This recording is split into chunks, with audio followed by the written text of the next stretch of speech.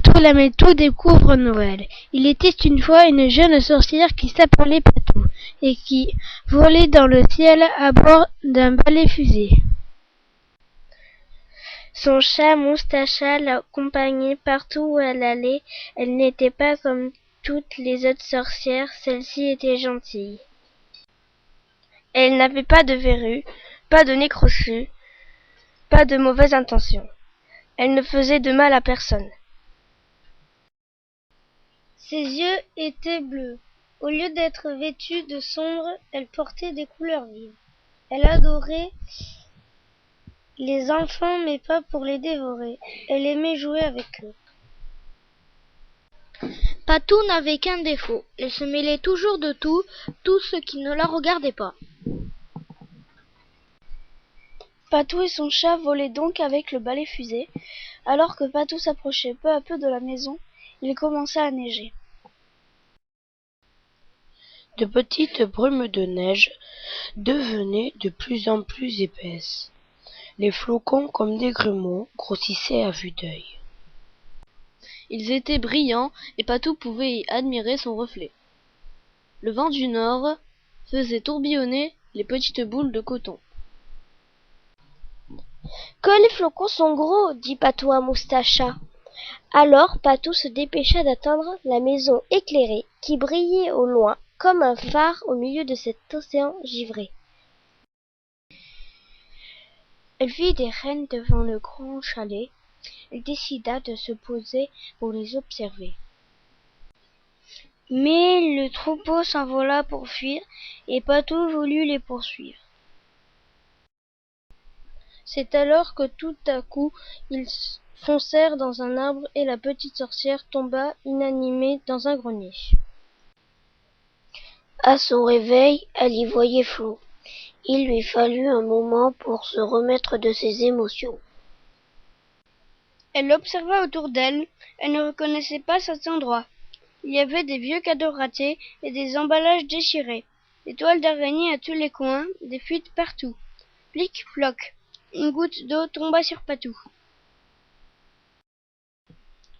Tout d'un coup, Patou se rendit compte que son chat avait disparu. Elle chercha en vain. Au moment où elle allait abandonner, elle aperçut une trappe. Elle voulut l'ouvrir, mais elle n'y arrivait pas. Elle était bloquée. Elle vit son chat à l'étage du dessous. Par un petit trou, il avait dû s'y faufiler. Elle cassa la charnière de la trappe avec le talon de sa chaussure, l'ouvrit et vit des lutins travailler. Patou descendit par la trappe et entra dans une drôle de salle. Dans cette pièce, il y avait des centaines de tapis roulants avec des pièces détachées qui, peu à peu, formaient des jouets grâce à de petites créatures drôles, très drôles. « Bonjour petit bonhomme, comment allez-vous ?» dit Patou. « Bien, on fabrique les cadeaux de Noël. »« C'est quoi Noël ?»« C'est une fête que les enfants aiment car ils ont des cadeaux. » « Est-ce que vous avez vu mon chat ? Je viens de l'apercevoir. Il a filé par un petit trou dans le grenier. Nous croyons qu'il est encore descendu d'un étage en dessous. » Donc Patou descendit l'escalier à tâtons. Il faisait tout noir. Cette fois-ci, elle arriva dans une salle pleine d'elfes et de lutins. Ils travaillaient tous. Ils emballaient des jouets. Il y en avait vraiment beaucoup. Patou demanda aux lutins s'ils avaient vu son chat. Ils répondirent. Oui, nous l'avons vu. Il est à l'étage en dessous. Patou descendit encore d'un étage en se dépêchant. Elle ne voulait pas manquer son chat. Elle vit une personne habillée en blanc et rouge, avec des yeux bleus, des cheveux blonds. Elle était en train de faire des gâteaux et des pâtisseries dans une cuisine très brillante, avec un four extraordinaire. Il y avait aussi des cuillères, un sapin, des guirlandes, un grille-pain et plein d'autres choses. Avez-vous vu mon chat ? Il est très beau, à poils longs, si doux.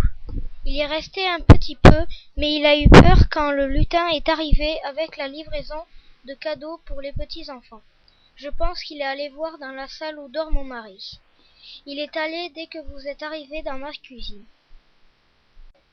En descendant à l'étage du dessous, Patou la Meltou découvrit un gros monsieur avec une grande chemise rouge et une très longue barbe blanche. Elle dit: Vous êtes le père de tous les petits bonshommes, les lutins?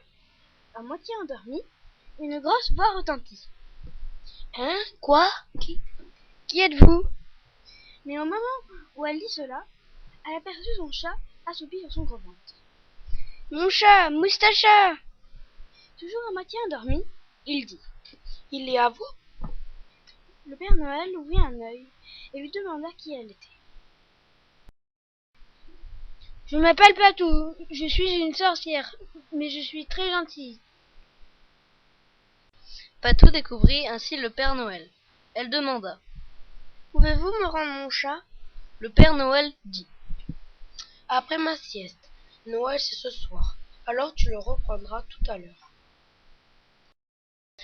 Pendant le somme du Père Noël, Patou remonta voir la Mère Noël. Elle lui proposa son aide pour confectionner des pâtisseries. Elle fit ainsi des muffins, des cookies, des bûches en chocolat et des marrons glacés. Un peu plus tard, à son réveil, le vieux bonhomme à la barbe blanche offrit un cadeau à Patou et à son chat. Notre jeune amie reçut ainsi une baguette magique. Elle dit: Merci, mais je ne suis pas magicienne, je suis une sorcière. Le chat ouvrit son cadeau à son tour. C'était une souris. Patou récupéra son chat et repartit dans le ciel. Soudain, elle vit une petite lumière, au loin là-bas.